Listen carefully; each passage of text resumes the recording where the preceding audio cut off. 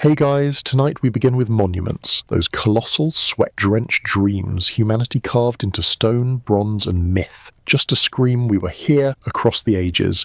You're sprawled under a blanket that smells faintly of last night's popcorn, eyelids already flirting with gravity. While outside your window, the world keeps spinning like it doesn't know these wonders are mostly dust now. Spoiler, you probably won't survive building one yourself, heat stroke, limestone dust in your lungs, or a pharaoh's tantrum would finish you off long before the unveiling. So before you get comfortable, take a moment to like the video and subscribe, but only if you genuinely enjoy what I do here.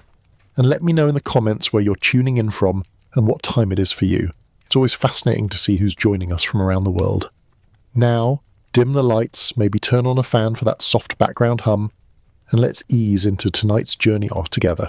You're drifting back to a time before TikTok timers and top 10 clickbait, when the hottest trend was a Greek tourist named Antipater of Sidon scribbling a list on papyrus that basically read, 7 places you'll never afford to visit. Around 150 BCE, give or take a sandal strap, this travel writer decided the world needed a greatest hits album of architecture. Not virtues, not heroes, just really big, really expensive stuff that made jaws drop and wallets weep.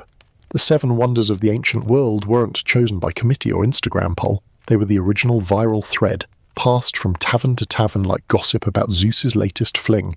Mainstream fact, every single one, except the Great Pyramid, was within a comfy sailing distance from Greece, because apparently world meant Mediterranean day cruise. Historians still argue whether Antipater ever saw them all himself or just cribbed notes from drunk sailors. Quirky tidbit, one ancient copy of the list accidentally swapped Colossus of Rhodes for Colossus of Rhodes, proving even classical scholars suffered autocorrect fails. You picture these monuments glowing under a Bronze Age sun, their shadows stretching like arrogant fingers across deserts, harbours, and temple courtyards. The air smells of hot marble, olive oil, and the faint panic of slaves who know the boss wants it taller by tomorrow. Pride built them. Pride, politics, and that itchy human need to make future generations whisper, why? You chuckle softly because, let's be real, the same impulse drives your cousin to buy a truck he can't park. 6 of the 7 wonders got deleted by fire, earthquake or war. The 7th only survived because it's too stubborn to budge and too dry to rot. That's the cosmic joke. Humanity's grandest flexes become nature's punchlines. Yet here you are, centuries later, eyelids fluttering, still fascinated by ruins that outlasted empires. The Greeks ranked buildings the way you rank pizza toppings, subjective, heated, and guaranteed to start arguments at 2 a.m. You wander the list in your mind, each name a postcard from a dead civilization. Great Pyramid of Giza, still standing, still smug, hanging, Gardens of Babylon. Maybe real, maybe the ancient world's greatest catfish profile. Statue of Zeus at Olympia, ivory abs you could grate cheese on. Temple of Artemis at Ephesus, marble so extra it got arsened twice. Mausoleum at Halicarnassus, a tomb so bougie it invented the word mausoleum. Colossus of Rhodes, bronze beefcake that face-planted after 56 years. Lighthouse of Alexandria, ancient GPS that accidentally invented the death ray rumor. 7 dazzling ego projects. 0 earthquake insurance. You yawn, the fan humming like distant cicadas, and realize the wonders weren't about utility. No one built the lighthouse thinking, this'll fix traffic. They were built to say, look at me, in a language of stone and gold that time eventually muted. You imagine the writers, sunburned Greeks in linen tunics, sipping watered wine, arguing over which monument deserved the top spot. The pyramid's older, one insists, fanning himself with a fig leaf. Yeah, but the gardens have waterfalls, another counters, already tipsy. Babylon sneaks onto the list because it sounds exotic and probably sent better press releases. Meanwhile, the Great Wall of China snakes across mountains no Greek scholar wanted to hike, so it gets snubbed like the kid who brought store-bought cookies to the bake sale. You smirk. Humanity's first FOMO list, curated by people who thought world ended at the Aegean. The wonders become civilization's original humble brag, except the brag crumbled faster than the structures. You feel the weight of 2.3 million limestone blocks pressing on your chest. Not literally, though your blanket's getting warm. The Great Pyramid looms in your drowsy thoughts, the only survivor because Egypt's climate is basically a giant kiln, and moving 6 million tons requires paperwork no one filled out. The other 6, poof, Fire, war, gravity, history's cleanup crew. You picture the Colossus toppling, knees buckling like a drunk uncle at a wedding, splashing into Rhodes Harbour with a bronze thud that echoes for centuries. The Temple of Artemis burns not once but twice, because apparently no one learned from Herostratus, the original clout chaser who torched it for 15 minutes of fame and got eternity instead. You mumble a sleepy laugh, same energy as setting your ex's car on fire for the gram. You drift deeper, the fans hum blending with imagined temple chants. The Great Pyramid of Giza rises from the sand like a geometric god, its limestone flanks catching the moonlight in a way that makes your half-closed eyes believe it's glowing from the inside. You're floating above the Giza plateau now, the night air cool against your skin, smelling of dust and ancient ambition. Below the pyramid squats, 480 feet tall, 2.3 million blocks, 6 million tons of because we can, is the oldest of the wonders, built around 2560 BCE for Pharaoh Khufu, a man so obsessed with immortality he turned half the Nile Valley into a construction site. You whisper to yourself that modern influencers would kill for that level of commitment, though their pyramids are just filtered selfies and ring lights. You descend, boots crunching on gravel that's been here since before your grandparents' were a twinkle in evolution's eye. The pyramid's base stretches wider than a football field, each corner aligned to true north with an accuracy that makes your phone's compass look drunk. Mainstream fact: the Great Pyramid is the only wonder still standing, a cosmic middle finger to entropy. Historians still argue whether the builders used straight ramps, spiral ramps, or some lost pulley system that would make IKEA weep. Quirky tidbit. Workers were paid in bread and beer, roughly 10 loaves and a jug per day, making this the world's first unionized pizza party, minus the pizza and plus the risk of dysentery. You run your fingers along a casing stone, one of the few polished white limestone blocks left from the original outer layer. Once the entire pyramid gleamed like a desert mirror, so bright sailors used it as a landmark from the Mediterranean. Now, most of those casing stones are in Cairo's medieval buildings, recycled by locals who saw a free Home Depot in the desert. You chuckle.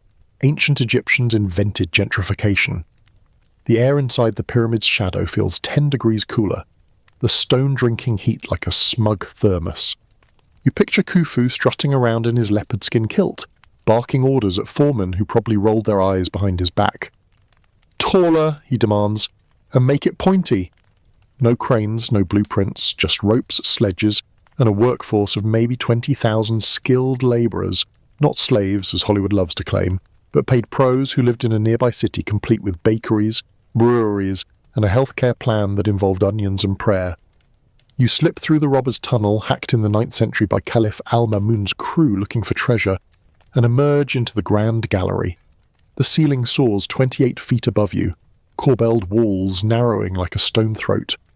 Your flashlight, because of course you brought one, catches flecks of quartz in the granite, sparkling like stars trapped in rock. The air tastes metallic, heavy with the breath of millennia. You hear faint drips, condensation from tourists' sweat maybe, or the pyramid weeping for its lost shine.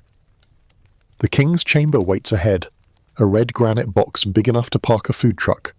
Inside, the sarcophagus gapes empty, too wide to fit through the door, meaning they built the room around it. You mutter, "That's not architecture, that's a flex." Khufu's mummy? Long gone, probably unwrapped by Victorian tourists who thought souvenir meant entire corpse. You lean against the sarcophagus, cool stone against your back, and imagine the funeral procession. Priests in leopard masks, incense thick as fog. The pharaoh's car, his soul, ascending through the pyramid's shafts to join the stars. Those shafts, by the way, point at Orion's belt and the North Star with spooky precision. Fringe theorists insist aliens aligned them. You prefer the idea of some Bronze Age surveyor with a plumb bob and way too much free time. The pyramid's math is nuts. Its height multiplied by 1 billion equals the distance from Earth to the Sun, give or take a few million miles. Coincidence? Probably. But you're yawning, too hard to care, the fan back home humming in your memory like a lullaby. You wander outside again, dawn creeping over the horizon, painting the pyramid pink. Camels snort nearby, their owners hawking postcards that promise authentic pyramid dust. You buy one anyway, because who can resist a scam older than capitalism? The Sphinx crouches in the distance, nose missing since some medieval cannon practice, but still smirking like it knows where Khufu hid the good loot. You picture the workers' village, mud brick dorms, fish bones in the trash, graffiti of stick figure phalluses because some things never change. They work 20-year shifts, rotating in and out, their bones later showing arthritis from hauling 2-ton blocks up ramps slick with Nile mud. You wince, your lower back sympathizes from that one time you moved a couch. You climb the pyramid's lower courses, fingers finding grooves worn smooth by centuries of tourists. From up here, Cairo's smog blends with desert haze, minarets and satellite dishes sharing the skyline. The pyramid doesn't care, it's outlasted 25 dynasties. Napoleon's graffiti, soldats, 40 centuries look down upon you. Yeah, buddy, they're napping. And every viral challenge since. Earthquakes rattled it, tomb robbers chipped at it, but the core stays put, a 6 million ton nope to gravity. You lie back on a block still warm from the day's sun, staring at the stars Khufu believed he'd join. Orion glints overhead, unchanged. You whisper, "Nice try, buddy," and feel the stone's pulse, slow, ancient, indifferent. You slide down the pyramid's flank, sand cascading like an hourglass. At the base, a guard snores under his turban, rifle across his lap. You tiptoe past because waking him feels rude, and circle to the solar boat pits. 5 cedar ships, disassembled and buried for Khufu's afterlife Uber, their wood still smelling faintly of Lebanon. One's in a museum now, oars poised like it's waiting for the pharaoh to swipe right on eternity. You imagine Khufu boarding, coal-lined eyes scanning the duat for Wi-Fi.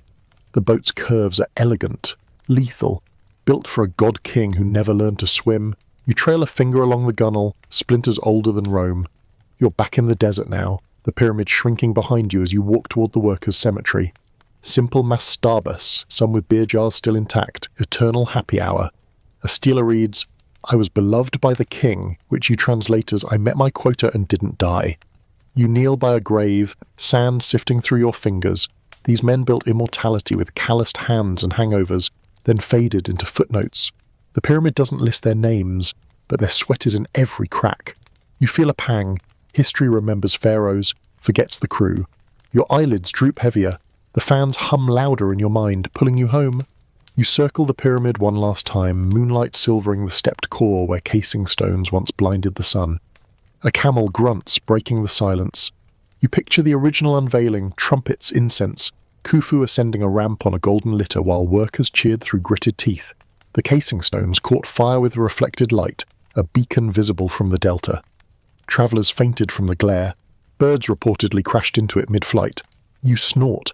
Ancient Egyptians invented light pollution. Then earthquakes loosened the casing, and medieval Cairo needed walls, so the pyramid went from cosmic lighthouse to quarried Lego set. You pat a block goodbye, its surface pocked by centuries of wind and selfies. You're floating upward again, the plateau shrinking to a postcard. The pyramid stands alone, a triangle of shadow against the stars. You whisper, "You win," because 4,500 years later it's still here, and you're already half asleep. The fan back home spins faster, or maybe that's your ceiling fan in the dream. You feel the stone's weight in your bones, a reminder that some things outlast flesh, ambition, even memory. Khufu's name endures, but so does the pyramid's silence, a silence that swallowed screams, prayers, and the clink of beer jugs. You yawn so wide your jaw cracks, the desert fading, the blanket warm again. You're back under the covers, the pyramid's shadow lingering behind your eyelids. You mumble something about ramps versus pulleys, but sleep is winning. The last thing you see is a worker waving from the top course, his silhouette tiny against the moon. He's smiling, maybe because his shift ended, maybe because he knows the joke's on Khufu. The pyramid will outlast the pharaoh's car, the tourist cameras, even your dreams. You sink deeper, the fans hum blending with the Nile's ancient whisper, and let the stone carry you into darkness. And just when you think stone can't get any cockier, the desert gives way to a rumour so lush it feels like a fever dream. The hanging gardens of Babylon, rising in verdant tiers above the sun-baked Mesopotamian plain. You're hovering over the Euphrates now, the river glinting like molten bronze under a sky the colour of overripe figs. The air smells of wet earth and crushed mint, a perfume so out of place in the desert that you blink twice to be sure you're not hallucinating. Below, terraces spill over one another, like emerald waterfalls frozen mid-cascade, date palms nodding in a breeze that carries the faint laughter of unseen fountains. You whisper, "Pinch me," but the blanket back home is too soft and the fan too lazy, so you drift closer instead. You land barefoot on a marble path slick with spray. Water trickles from stone aqueducts hidden inside the walls, pumped upward by some mechanical wizardry that makes your inner engineer weep with envy. Vines heavy with grapes dangle overhead, brushing your hair like flirtatious fingers. The gardens are said to have been built around 600 BCE by King Nebuchadnezzar II for his homesick wife Amitis, who missed the green hills of Media. Mainstream fact: the gardens are the only wonder with no confirmed archaeological footprint. Not a brick, not a seed, not even a "Welcome to Babylon" doormat. Historians still argue whether they were in Babylon at all or misattributed to Nineveh, 300 miles north, because ancient travel writers apparently played telephone with empires. Quirky tidbit: one Greek description claims the gardens used Archimedes' screws, centuries before Archimedes was born, proving either time travel or really good marketing. You wander between pomegranate trees, their fruit glowing like lanterns. The terraces climb 75 feet, each level a private paradise of roses, jasmine, and fig trees so old their roots probably gossip about Sumerian kings. Waterfalls hiss softly, powered by a chain of slaves turning hidden cranks, or maybe oxen, or perhaps a hydraulic Rube Goldberg machine fueled by royal guilt. You picture Nebuchadnezzar pacing these paths, kilt flapping, muttering, "She said she wanted hills. I gave her hills with plumbing." The engineering is obscene. Mud brick walls waterproofed with bitumen, irrigation channels snaking like veins, and a constant mist that keeps the air 20 degrees cooler than the furnace outside. You stick your hand in a fountain. The water is shockingly cold, drawn from the Euphrates and lifted by screws the size of tree trunks. Your fingers tingle, and you wonder if this is what love feels like. Extravagant, impractical, doomed. You climb a staircase carved with lions, their eyes inlaid with lapis lazuli that catches the sun like tiny blue screams. From the top terrace, Babylon spreads below, ziggurat gleaming, Ishtar gate tiled in turquoise, the city a grid of baked brick and ambition. The gardens float above it all, a green crown on a dusty head. You lean against a balustrade and imagine Amitis here, homesick no more, sipping wine while peacocks strut and musicians pluck lyres behind silk screens. The scent of saffron drifts past, and you sneeze, because even paradise has allergens. Somewhere below, a lion roars in the royal menagerie, reminding you this is still Mesopotamia, where beauty and brutality share a zip code.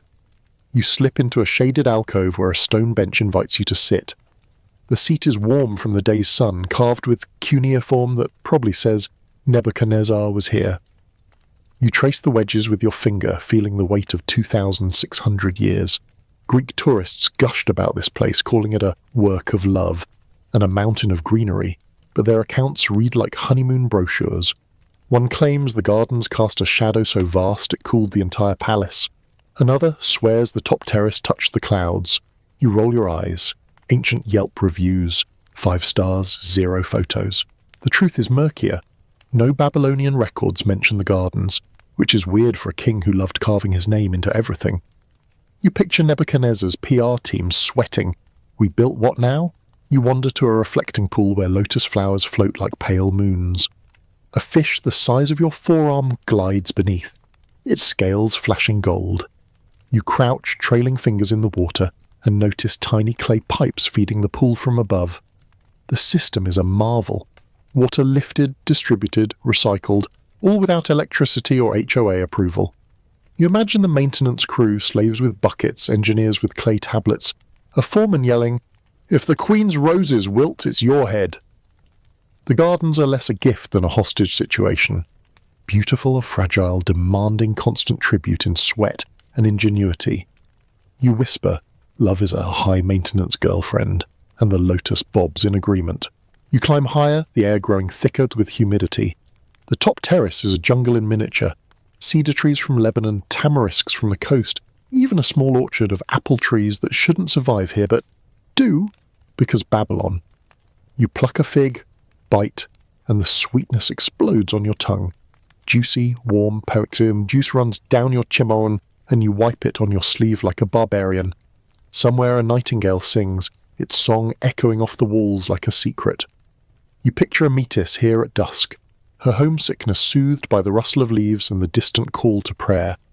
The gardens are her refuge, a green heartbeat in a city of mud and blood. You descend through a tunnel of vines, the path narrowing until you have to turn sideways. The walls sweat moisture, and you taste salt on your lips. The gardens are a miracle of microclimate, a bubble of green in a desert that wants to burn everything. You emerge onto a lower terrace where a stone tablet records Nebuchadnezzar's boast. I made the city a wonder for all peoples. You snort. Humble brag level. Expert. The tablet is cracked, weeds pushing through the fissures like nature's middle finger. You kneel, brushing dirt from the cuneiform, and feel the weight of impermanence. Mud brick and constant watering are a terrible combo. One good earthquake and the whole thing becomes a very expensive mudslide. You wander to the edge where the terrace drops into shadow. Below, the Euphrates churns, its waters brown with silt and the occasional corpse of a failed irrigation project. You picture the gardens in their prime, torches flickering at night, music drifting, the scent of night-blooming jasmine thick enough to taste. Greek visitors fainted from the beauty, or maybe the heat, or perhaps the wine. You imagine Herodotus here, scribbling notes, muttering, "This can't be real," while a slave fans him with a palm leaf. The gardens are a rumour made solid, a love letter written in foliage and hubris. You sit on the edge, legs dangling over a 75-foot drop, and watch the sun sink. The terraces glow gold, then orange, then purple, each level a different mood ring for the dying day.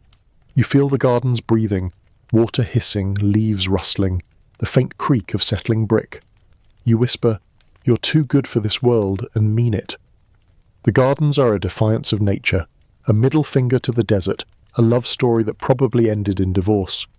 You picture Ametis leaving, homesick again, the gardens wilting without her smile.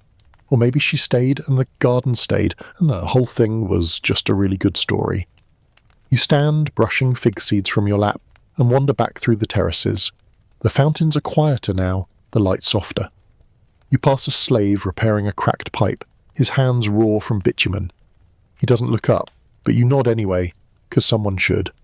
The gardens are a machine, and he's the grease. You climb to the highest point again, where a stone lion guards the view. The city is dark now, only the ziggurat lit by torches.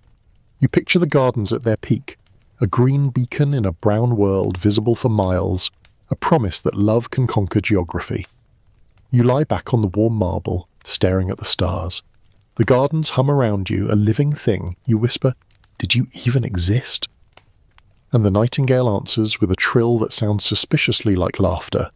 The gardens are a ghost story told in chlorophyll, and maybe that became a must-see. You picture archaeologists in the 19th century, shovels hitting nothing but disappointment, muttering, "Where's the damn waterfall?" The gardens are the ultimate catfish.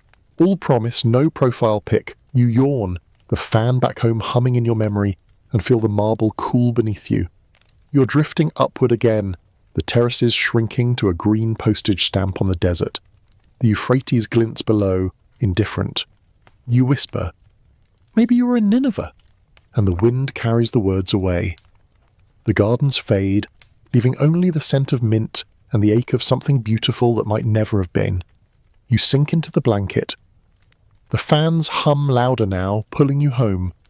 The last thing you see is a single fig leaf fluttering down, landing on the marble like a period at the end of a sentence no one can read. The desert dissolves into a haze of cedar smoke and myrrh, and you find yourself standing barefoot on cool marble that smells faintly of olive oil and ore.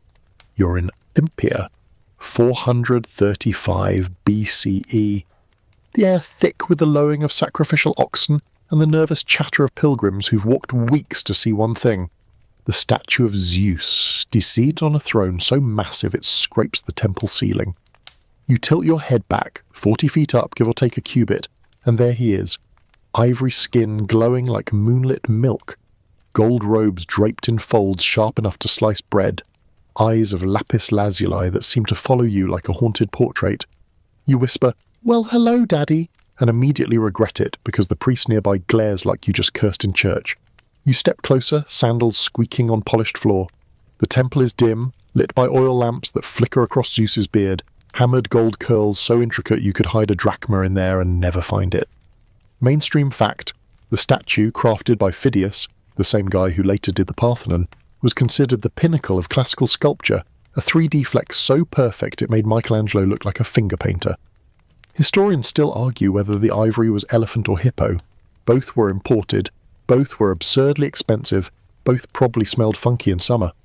Quirky tidbit, ancient visitors reported the statue sweated on hot days. Turns out the olive oil used to preserve the ivory just dripped like divine perspiration, giving Zeus a permanent spa glow. You circle the throne, craning to see the carvings, gods, nymphs, and victories, so detailed you half expect them to step down and ask for a selfie. The base is cedar wood inlaid with ebony, the armrests guarded by sphinxes that look ready to drop a riddle in a mic. Zeus's right hand holds a tiny Nike, victory goddess, palm-sized, wings spread like she's about to yeet herself into the crowd. His left grips a scepter topped with an eagle that stares at you like it knows you skipped leg day. You reach out, purely hypothetical because touching is a one-way ticket to exile, and feel the air around the statue hum with static, or maybe that's just the incense making you lightheaded. You imagine Phidias in his workshop surrounded by apprentices and ivory shavings, muttering, "Bigger abs, bigger throne, bigger everything." The statue took 8 years, cost a fortune, and required a removable roof panel just to install the head. You picture the unveiling, crowds gasping, someone fainting, a goat sacrificing itself out of sheer overwhelm.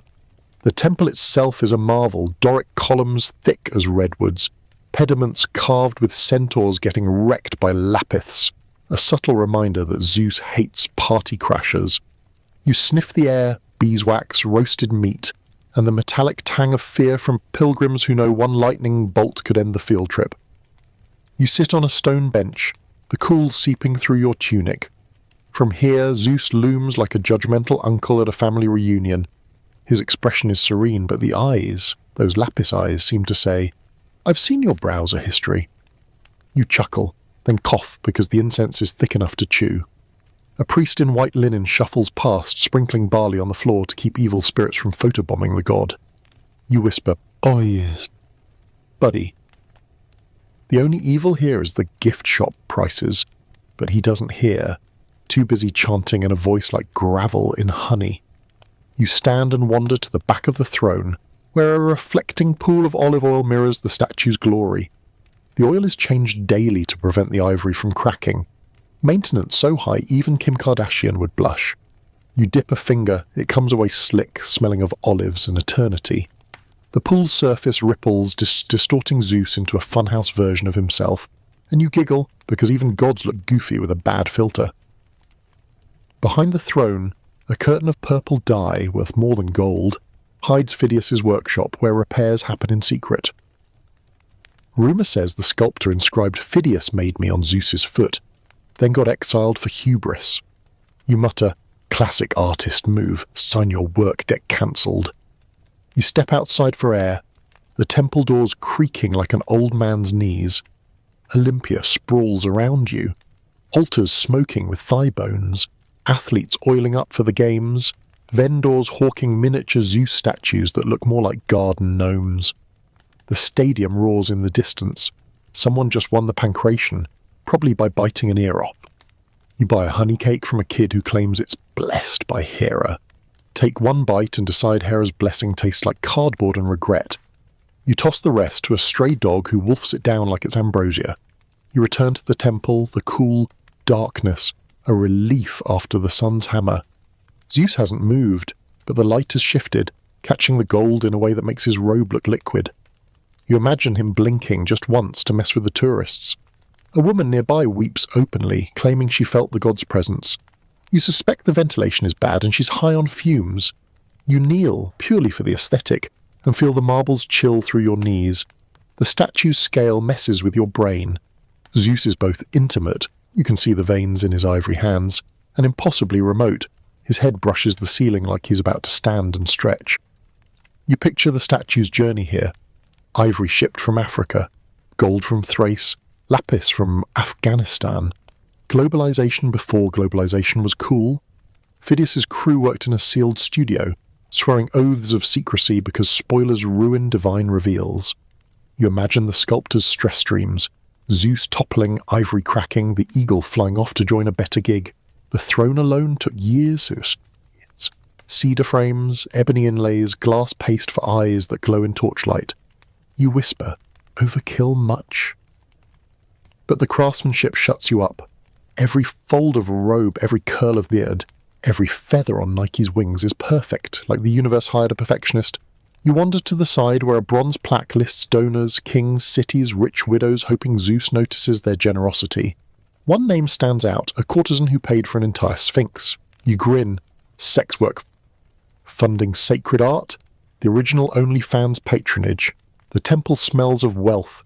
Myrrh, saffron, the faint copper of blood from morning sacrifices.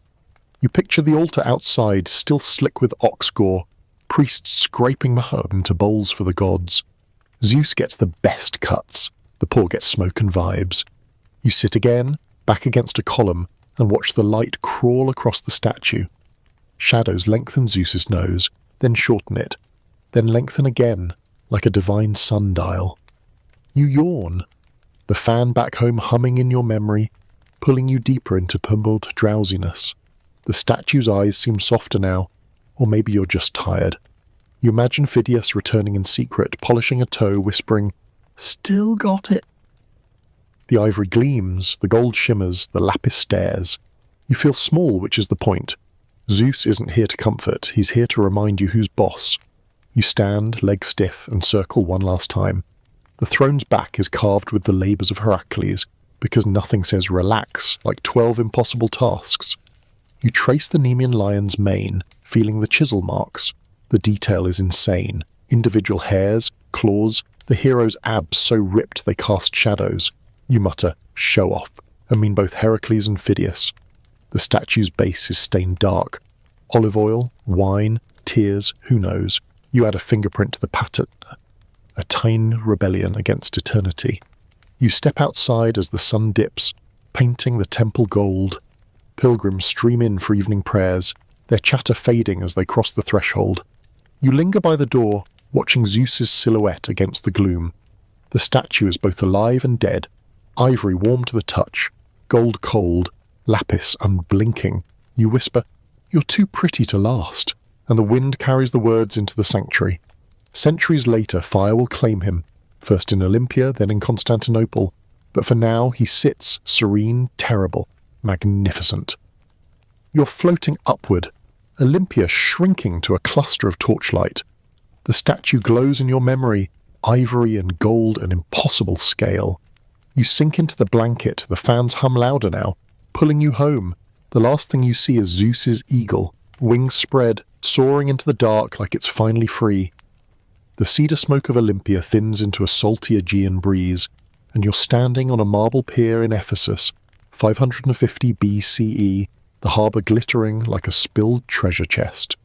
The Temple of Artemis rises ahead, 127 columns, each 60 feet tall, their capitals carved with myths so vivid you half expect Medusa to wink. You inhale sea brine, roasted octopus, and the faint perfume of 1,000 rose garlands draped over the altar.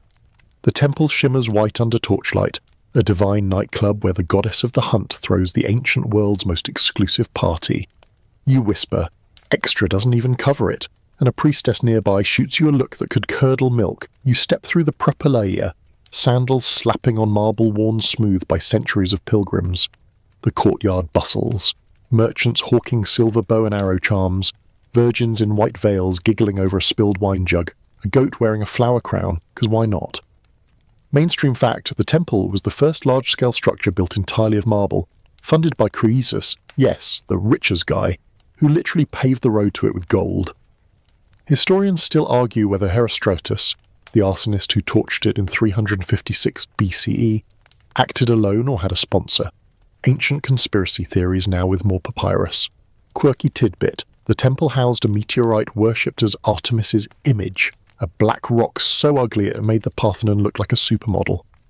You enter the cellar, the inner sanctum, and the scale hits like a sandal to the chest. The ceiling soars, supported by columns thick as shipmasts, their fluting catching torchlight in ripples of shadow. At the centre stands the cult statue. Artemis wrapped in a robe stiff with gold, her chest covered in what look like breasts but might be bull testicles. Scholars bicker. You just try not to stare. Her crown is a triple turret, her arms outstretched like she's about to drop the hottest mixtape of 550 BCE. You circle slowly, counting offerings, ivory statues, bronze mirrors, a tiny gold chariot pulled by mice, because Ephesus loved a theme. The air is thick with frankincense and the metallic tang of fresh blood. Another stag met the knife at dawn. You kneel on a cushion, the wool scratchy against your knees. A priestess chants in Lydian, her voice rising and falling like waves. You don't understand the words, but the vibe is clear. Artemis protects, Artemis provides, Artemis will yeet you into the harbour if you touch the offerings. You picture Croesus here, lidless eyes gleaming, tossing gold staters into a bowl like it's a casino fountain. The temple banked more wealth than Fort Knox, lending money at interest and funding half the Ionian navy. You mutter, goddess of fintech, and a nearby cat, sacred to Artemis, hisses in agreement. You stand and wander the peristyle, the outer colonnade where moonlight stripes the floor like zebra crossings. Each column drum weighs tons, hauled from quarries 10 miles away on sledges greased with olive oil. You trail a finger along a flute, feeling chisel marks older than democracy, moi. The carvings are wild. Amazons beheading Greeks, griffins devouring steer, Hermes sneaking a peek at a nymph's sandal. You smirk. Ancient HR would have a field day. A breeze carries the scent of pine from the sacred grove beyond, where deer roam free and poachers become cautionary tales. You slip into a side chamber where artisans repair a cracked frieze. The air smells of beeswax and sweat. A sculptor chips at marble, his apprentice mixing plaster with a stick. You watch the master's hands, calloused, steady, coaxing a lion's mane from stone. He doesn't look up, but you nod anyway, because someone should witness the grind behind the glory. The temple was rebuilt twice. First after Herostratus' fire, on the night Alexander the Great was born because Artemis was apparently busy, midwifing destiny. Then after Gothic raiders in 262 CE turned it into a bonfire sale. You picture the Ephesians each time rolling up sleeves muttering not again, and ordering more marble like it's pizza. You return to the cellar as dawn creeps in, painting the columns pink. The statue's gold catches fire, and for a moment Artemis looks alive, eyes flashing, robe rippling, the meteorite at her feet pulsing like a dark heart. Pilgrims stream in, some weeping, some bartering vows, one virgin daughter for a good harvest. You sidestep a merchant offering genuine Artemis tears, spoiler onion juice. The floor is slick with spilled wine and honey, sticky underfoot. You imagine Herostratus here, torch in hand, whispering, "This'll trend," before lighting the wooden roof beams. The fire took hours to consume the temple, flames visible from Samos, smoke blotting the stars. You feel a chill. Fame is a hell of a drug. You climb to the roof via a hidden stair, emerging into a forest of chimneys venting incense. From up here, Ephesus spreads like a jewelled carpet, theatre carved into the hill, agora buzzing, the harbour packed with triremes unloading Egyptian grain. The temple dominates, its white marble blinding in the morning sun. You shield your eyes and spot the sacred road, paved with Croesus' gold, now worn to a dull gleam by 1,000,000 feet. You picture Alexander the Great riding in, offering to fund the rebuild, only to be politely told, "Thanks, but no propaganda on our goddess." The Ephesians had principles, or at least good lawyers. You descend, legs wobbly from the climb, and wander the asylum grounds where fugitives once hid behind the altar. The privilege extended to slaves, debtors, even adult murderers. Artemis didn't discriminate, only protected. You imagine a thief here, clutching the statue's feet, whispering, "Sanctuary, bro," while bailiffs circled like sharks. The temple was neutral ground, a DMZ in a world of vendettas. You pat a column goodbye, its surface warm from the rising sun. The marble feels alive, humming with the footsteps of centuries. You exit through the west gate, the harbour breeze cooling your face. Fishermen mend nets. Gulls wheel overhead. A stray dog trots past with a stolen sausage. The temple's reflection shimmers in the water, distorted by waves into a melting goddess. You picture the Goths sailing in, eyes gleaming at the sight of all that marble. They looted, burned, and sailed off, leaving one column standing like a middle finger to history. You whisper, "You tried," and the wind carries it back to the ruins. You're floating upward, Ephesus shrinking to a postcard. The temple's columns fade, but the scent of frankincense lingers. You sink into the blanket, the fans hum louder now, pulling you home. The last thing you see is a single marble chip, glowing in your palm like a tear from a goddess who never cried. The salt of Ephesus fades into the warm, resinous breath of pine, and you're standing on a sun-washed hill in Halicarnassus, 353 BCE, the Aegean glittering below like a tray of spilled sapphires. The mausoleum rises before you, 140 feet of marble swagger, its base a forest of columns, its roof a stepped pyramid crowned by a four-horse chariot the size of a small villa. You tilt your head so far back your neck protests and whisper, "Well, that's just showing off." A breeze carries the scent of myrtle and fresh-cut stone, and somewhere a lyre plucks a lazy tune that makes you want to nap in the shade of a dead king's ego. You step onto the Turon, the open walkway encircling the tomb, your sandals clicking on Parian marble so white it hurts to look at directly. 36 columns, each carved with battles, hunts, and the gods who look suspiciously like the deceased hold up a roof frieze so detailed you can count the feathers on an Amazon's arrow. Mainstream fact, the mausoleum, built for Mausolus, satrap of Korea, by his sister wife Artemisia II, gave us the word mausoleum because one man's vanity became architecture's brand name. Historians still argue whether Artemisia really drank her husband's ashes in wine, or if that's just ancient tabloid gossip. Quirky tidbit. The chariot statues atop the pyramid were so tall that sailors used them as a landmark from 30 miles out, making this the original you can't miss it tomb. You circle the base, trailing fingers over reliefs, where Mausolus, bearded, smug, basically a Persian Alexander, rides a chariot while Greeks and Amazons clash in frozen chaos. The carving is so crisp you can see the sweat on a horse's flank. 4 master sculptors, one for each side, competed to outdo each other, and the result is a stone comic book of power moves. You pause at a panel where Artemisia stands beside her brother husband, her hand on his shoulder like she's saying, "I got this." You smirk. Dynastic marriage was the original power couple goals, complete with matching tombs. You climb the 21 steps to the colonnade, each riser carved with a lion that looks ready to pounce. The air up here is cooler, scented with cedar from the roof beams. Between the columns, the view stretches to the harbour where triremes bob like toys. You picture Mausolus alive, pacing these steps, barking orders at architects, who probably muttered, "Yes, my lord, another frieze coming right up." The tomb took years, cost a fortune, and employed every sculptor from Athens to Rhodes. You whisper death goals, and a nearby dove coos in agreement. You enter the burial chamber through a hidden door, purely hypothetical, because looting is frowned upon, and the darkness swallows you. The air is dry, smelling of dust and eternity. A single oil lamp flickers, revealing a cedar coffin draped in purple dye worth more than a small kingdom. You imagine Artemisia here, alone, pouring wine over the ashes, whispering, "You owe me big for this." The walls are painted with the couple's wedding, because nothing says romance like commissioning your own funeral art. You trace a faded chariot wheel, feeling the brushstrokes of a painter who knew his work would outlast empires. You exit into sunlight that feels too bright after the gloom. The pyramid roof looms above, its steps so precise they could double as a sundial. You climb, because of course you do, and the wind whips your tunic as you reach the platform.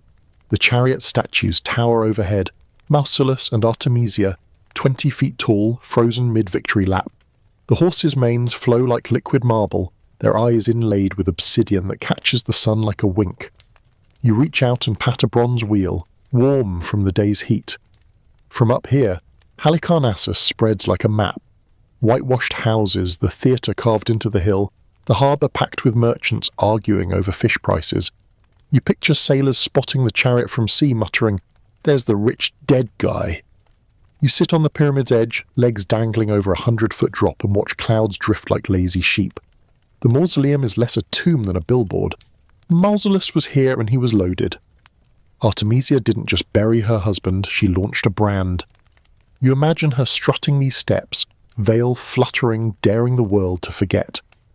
The tomb stood for 1,800 years, through Persians, Greeks, Romans and Crusaders who eventually quarried it for Bodrum Castle. You whisper recycling is timeless and the wind carries it to the sea.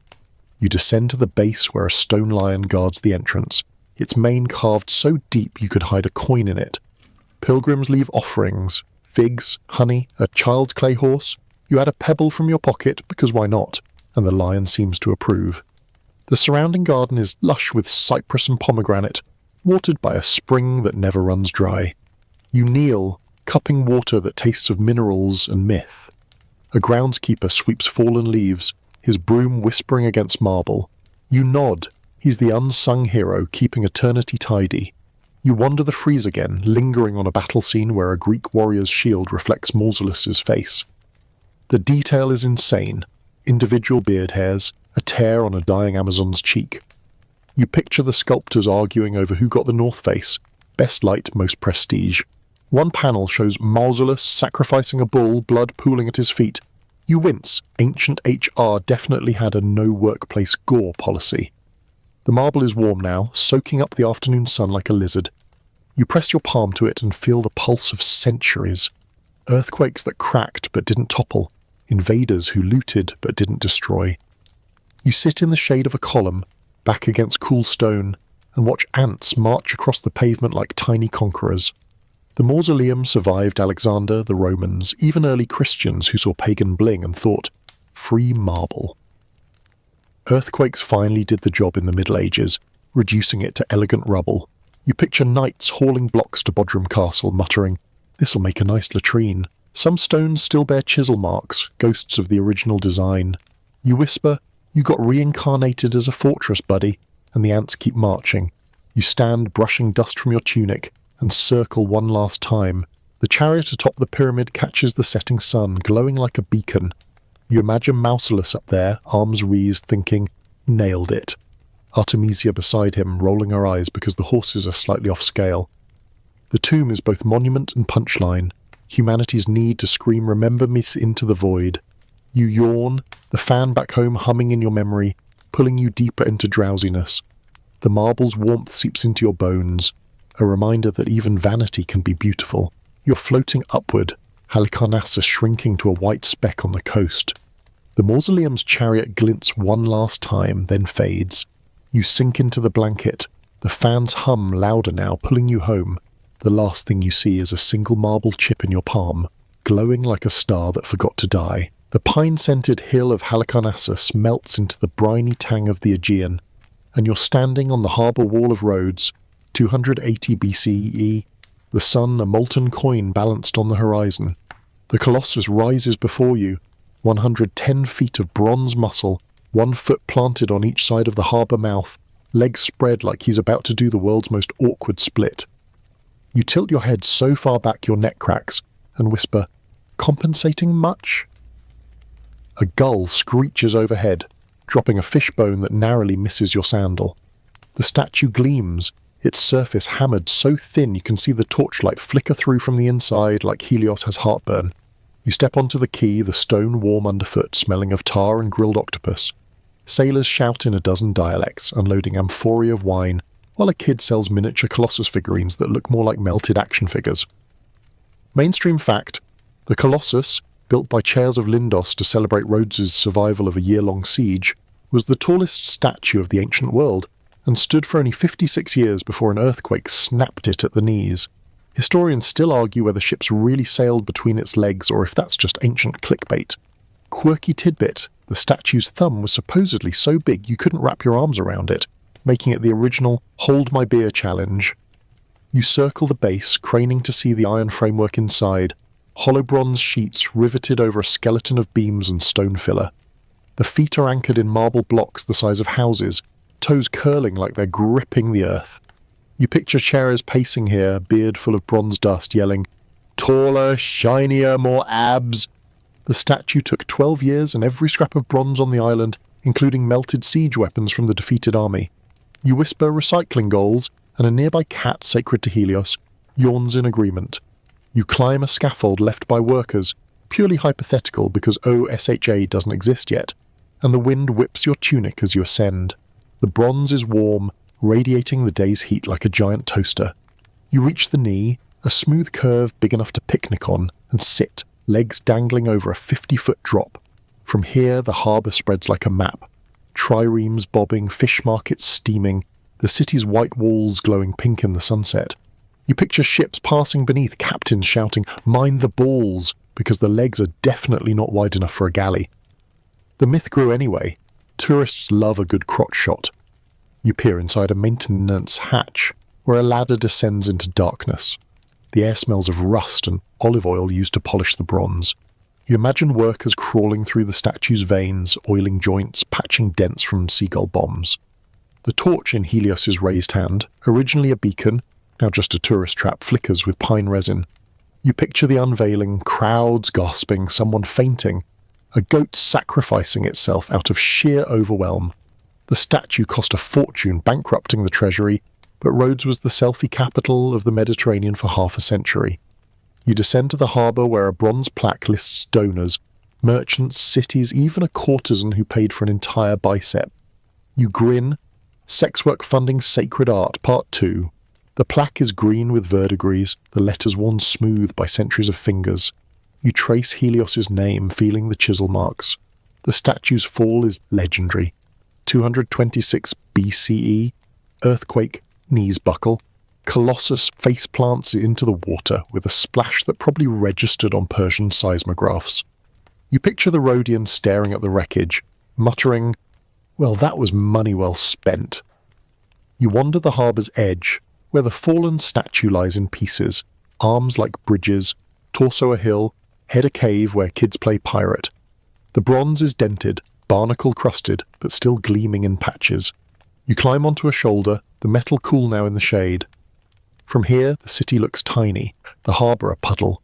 You picture ancient tourists paying to gawk at the ruins, guides spinning tales of ships sailing through legs that never happened. The Rhodians left it where it fell, too expensive to move, too dramatic to forget. You whisper, "Influencer grave," and the gulls laugh. You sit on the statue's chest, feeling the rise and fall of your own breath against cold bronze. The harbour smells of fish and pine tar, the waves lapping like a lullaby. You imagine chairs returning in secret, polishing a toe, whispering, "Still got it." The bronze is scarred, earthquake cracks, looters' pry marks, centuries of salt.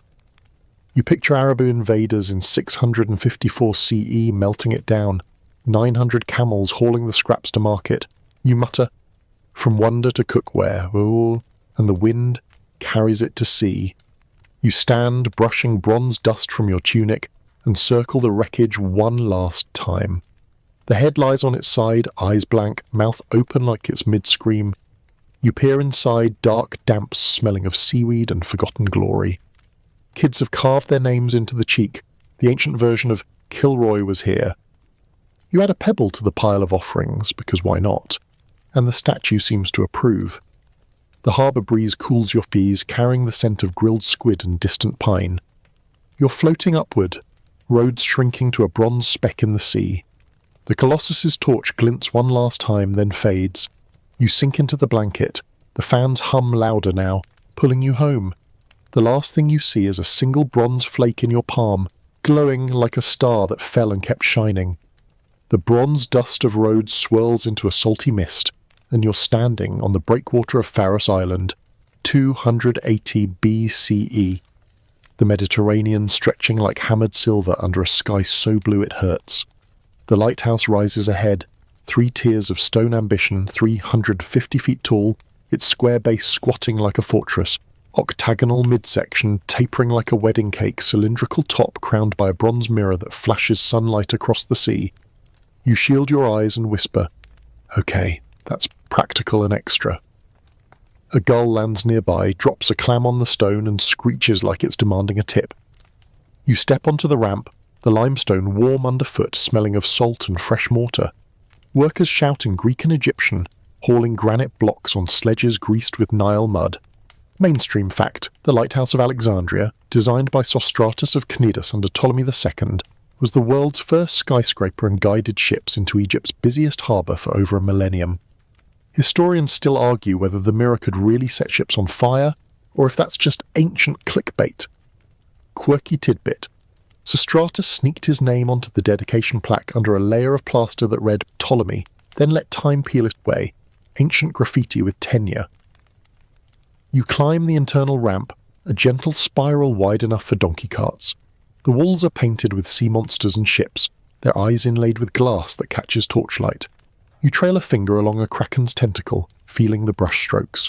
The air grows cooler as you ascend, scented with pine resin from the beacon fire. You picture sailors spotting the light from 30 miles out, muttering, "Thank the gods, land," while captains adjust course to avoid the reefs that ate lesser vessels. The lighthouse isn't just a monument, it's GPS with a death ray rumour. You reach the first tier, a square platform where guards lounge, playing knucklebones. The view is obscene, Alexandria sprawling like a jewelled carpet, the royal palace gleaming, the library's scrolls whispering in the distance.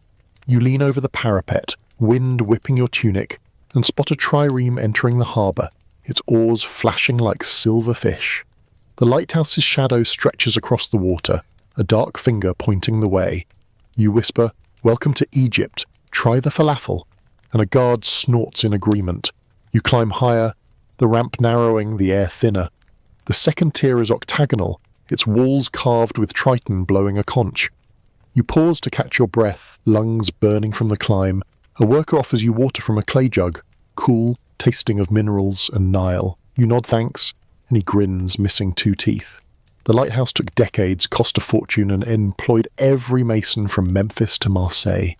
You picture Sostratus pacing these ramps, beard full of limestone dust, yelling, "So, taller, brighter, more mirror." You reach the third tier, a cylinder of polished marble that gleams like a pearl. The beacon chamber is open to the sky, a bronze brazier the size of a small house. Slaves feed it pine logs, the flames roaring 30 feet high.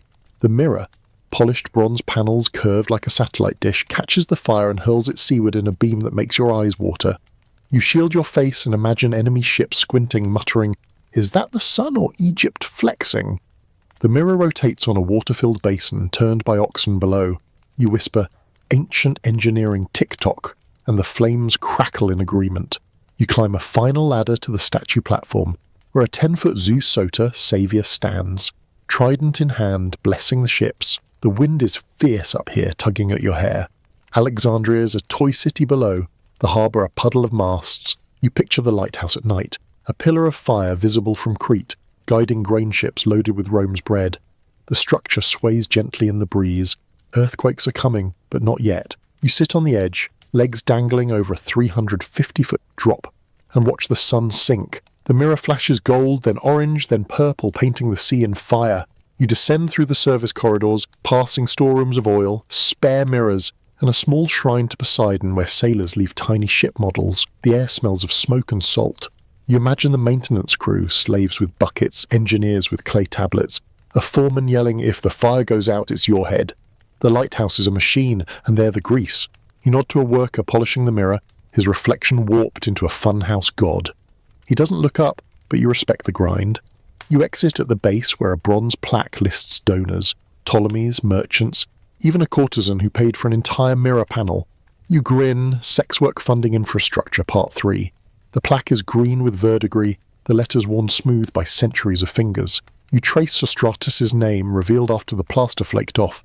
The lighthouse survived Arabs, Byzantines and Mamluks, only to crumble in slow motion. 956 CE, crack. 1303 CE, topple. 1323 CE, goodbye. You picture the ruins sinking into the harbour, coral growing over granite like nature's graffiti. You sit on the breakwater, the lighthouse's shadow cooling your back.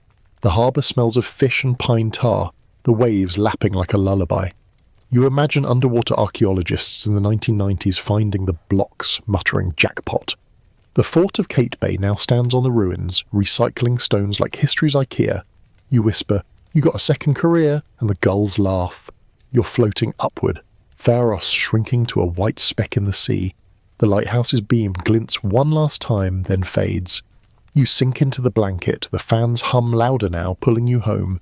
The last thing you see is a single bronze flake in your palm, glowing like a star that guided 1,000 ships. The lighthouse beam winks out like a snuffed candle, and you're back under your blanket, the fan humming its lazy lullaby. The room dark except for the faint glow of your phone screen. You blink, Disoriented, the scent of salt and pine still clinging to your skin like a memory that won't let go. The wonders swirl in your head. Pyramid, gardens, statues, tomb, colossus, lighthouse. Each a postcard from a world that built big, loved hard, and crumbled anyway. You whisper, "What a trip," and the blanket feels heavier. The fan louder, pulling you deeper into the space between awake and asleep. You picture them all at once, a constellation of human flexes, Khufu's stubborn triangle, Nebuchadnezzar's maybe green dream, Phidias's ivory daddy, Croesus's marble party, Artemisia's love letter, Ceres's bronze beefcake, Sostratus's fiery GPS. 7 egos, 7 eras, 7 ways to scream, "Look at me," into the void. You chuckle, the sound muffled by the pillow. The fan spins, and you imagine it's the spiral ramp of the lighthouse, the screw of the gardens, the wind through the colossus's hollow legs. Everything connects, everything collapses, everything becomes a story you tell yourself at 2 a.m. when the world is quiet and the wonders are ghosts.